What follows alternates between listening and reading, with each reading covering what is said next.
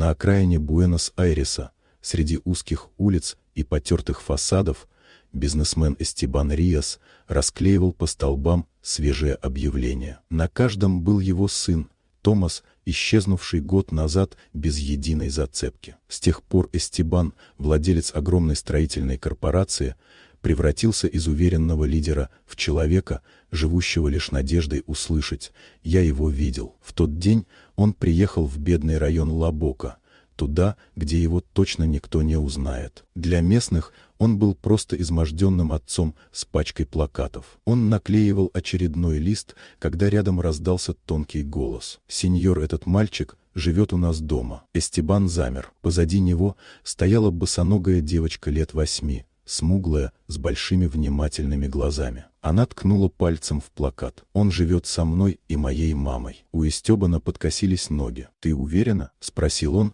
почти не узнавая свой голос. «Да, он тихий, часто плачет по ночам и зовет папу всегда одно и то же имя». «Какое?» — прошептал мужчина. «Папа», — просто ответила она. Эстебан прикрыл глаза ладонью. Сердце билось больно, неровно. «Где вы живете?» «Недалеко. Я могу показать, но мама может рассердиться». Он склонился к ней. В глазах блестели слезы. «Пожалуйста, мне нужно всего лишь увидеть его». Девочка кивнула и повела его через лабиринт узких переулков. Эстебан шел за ней, ощущая, как каждая ее фраза оживляет прошлое.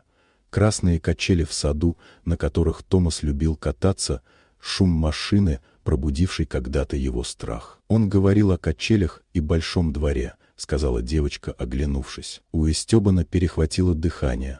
В их доме действительно стояли красные качели. Наконец она указала на низкий дом с голубыми окнами. «Мы здесь живем». Эстебан едва стоял на ногах. Девочка открыла калитку, и они вошли. На пороге появилась ее мать, Клавдия. Когда она увидела мужчину, ее лицо резко изменилось, будто кто-то сорвал маску. «Чем могу помочь?» — спросила она слишком напряженно. «Я ищу своего сына. Девочка сказала, что он здесь». Клавдия побледнела. «Вы ошиблись домом, мама». «Но мальчик», — начала девочка. «Тихо», — резко оборвала ее женщина. Эстебан сделал шаг вперед. «Позвольте мне просто увидеть его. Одну секунду. Если это не он, я уйду». «Уходите», — процедила Клавдия, закрывая ему путь. «Здесь нет никакого мальчика». Но за ее спиной девочка шептала сквозь слезы: «Мама, но он же...» Женщина толкнула ребенка внутрь и со всей силы захлопнула дверь. Гул удара прокатился по переулку. Эстебан остался стоять один перед закрытым домом. Ветер сорвал плакат из его руки и понес по улице. Он поднял его, взглянул на улыбающееся лицо Томаса и тихо сказал: «Я вернусь, что бы это ни стоило». А в доме,